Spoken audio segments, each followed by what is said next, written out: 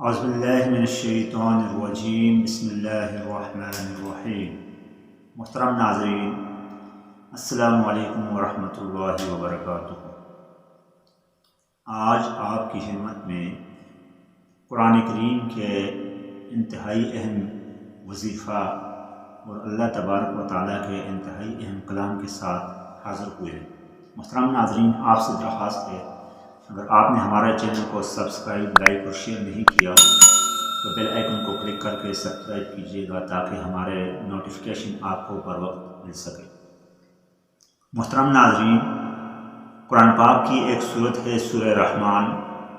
اس صورت کو عروس القرآن یعنی قرآن پاک کی زینت بھی فرمایا گیا ہے، جیسا کہ سورہ یاسین کو قرآن پاک کا دل کہا گیا۔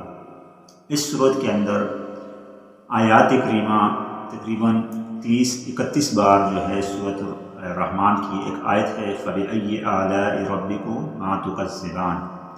یہ آیات کریمہ تقریباً 31 بار اللہ تبارک و تعالیٰ کی طرف سے دہرائی گئی۔ محترم ناظرین، قرآن پاک کے اندر ہر لفظ حکمت اور برکتوں سے بھرا ہوا ہے۔ مفسرین فرماتے ہیں کہ اس آیت کریمہ یعنی فَبِأَيِّ آلَاءِ رَبِّكُمَا تُكَذِّبَانِ، اس کو اللہ تبارک و تعالیٰ نے ایک بار ارشاد فرمایا اور 31 بار جو ہے اس کو 30 بار جو ہے اس کو دہرایا، تاکہ اپنے بندوں کو اپنی نعمتوں کی یاد دلا سکیں، اور ساتھ ساتھ درمیان میں نعمتوں کا ذکر بھی کیا گیا جو اللہ تبارک و تعالیٰ نے انسانیت کے اوپر اور حضرت انسان کے اوپر فرمائی۔ محترم ناظرین، ایک بار ذکر کرنے کے بعد 30 بار اس کو دہرانے کی مثال بالکل ایسے ہی ہے کہ جیسا کہ کوئی ماں اپنے بچے کو ڈانٹتی ہے یا غصہ فرماتی ہے تو ڈانٹنے کے بعد اس کو پھر پیار دیتی ہے، اور ایک بار پیار نہیں دیتی بلکہ بار بار پیار دیتی ہے۔ تو گویا کہ اللہ تبارک و تعالیٰ تو خالق کائنات ہیں، کل انسان کے خالق ہیں، تو وہ بندوں سے زیادہ محبت فرماتے ہیں ایک والدین کی بنسبت، چونکہ وہ خالق ہیں۔ اس وجہ سے اللہ تبارک و تعالیٰ نے ایک دفعہ فَبِأَيِّ آلَاءِ رَبِّكُمَا تُكَذِّبَانِ فرمایا اور اس کے بعد 30 بار اس کو دہرایا۔ مفسرین نے اس کو دہرانے کی جو توجیحات ہیں وہ دو بیان کی گئیں، جو دو بڑی توجیحات ہیں جو عام طور پر تفاسیر کی کتب کے اندر ذکر ہوئی۔ مفسرین نے ایک وجہ اس کی یہ لکھی کہ اس صورت سے پہلے کیونکہ اللہ تبارک و تعالیٰ نے اپنے عذاب کا ذکر فرمایا اور 3 بار فرمایا تھا فَكَيْفَ كَانَ عَذَابِي وَنُذُرِ، کہ دیکھو میرا عذاب کیسا تھا، دیکھو میں نے آپ لوگوں کو آپ کے گناہوں کی وجہ سے کیسے پکڑا۔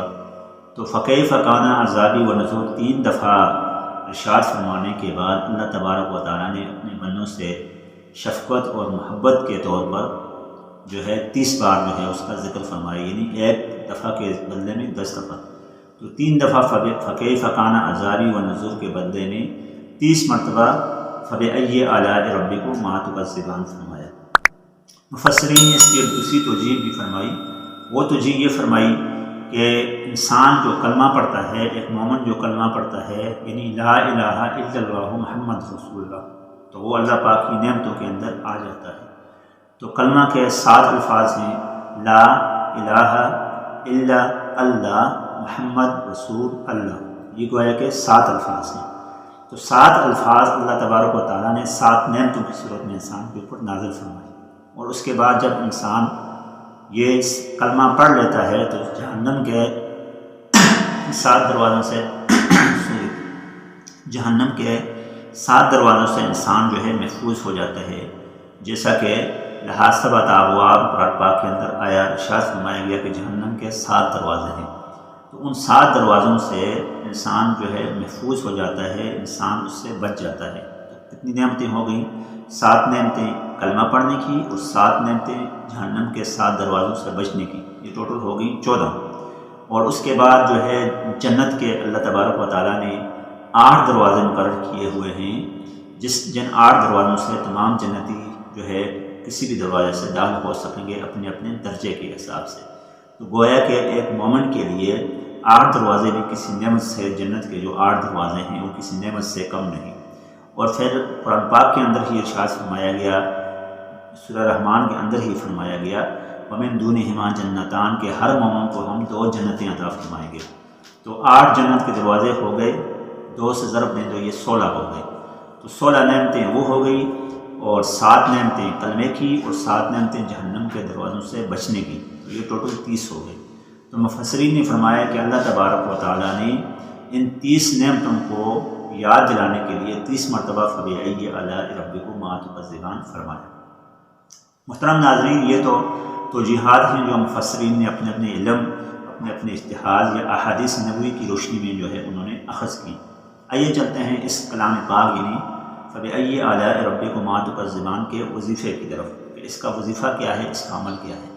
محترم ناظرین، قرآن پاک پورا کا پورا برکت ہے، وظائف سے بھرا ہوا ہے۔ آپ جس وقت بھی چاہیں پاکی کی حالت میں لا یمسہ الا المطہرون جو ہے اس آیت کریمہ کو کہ بغیر پاکی کے اس کو آپ نہیں چھو سکتے، لیکن آپ پڑھ سکتے ہیں۔ تو جس وقت بھی آپ چاہیں پاک جگہ میں ہوں تو جو ہے قضاء حاجت کے جگہ کے علاوہ آپ ہر جگہ میں جو ہے اس کو آپ تلاوت بھی کر سکتے ہیں زبانی، اور چھو بھی سکتے ہیں وضو کر کے پاک ہو کر۔ لیکن قرآن پاک کے اندر بعض الفاظ یا آیت کریمہ جو ہیں خاص اثر رکھتی ہیں، خاص ان کی تاثیر ہے، جیسا کہ آگ سے بچنے کے لیے آیت کریمہ وَإِذَا بَطَشْتُمْ بَطَشْتُمْ جب غارین فرمائی گئی، جادو کے توڑ کے لیے، بیماری کے لیے، بخار کے لیے جو ہے آخری و قل فرمائی گئی، اسی طرح نعمتوں کی فراوانی کے لیے سورۃ الکوثر فرمائی گئی، اس طرح ذہن کی تازگی کے لیے رب زدنی علما فرمایا گیا۔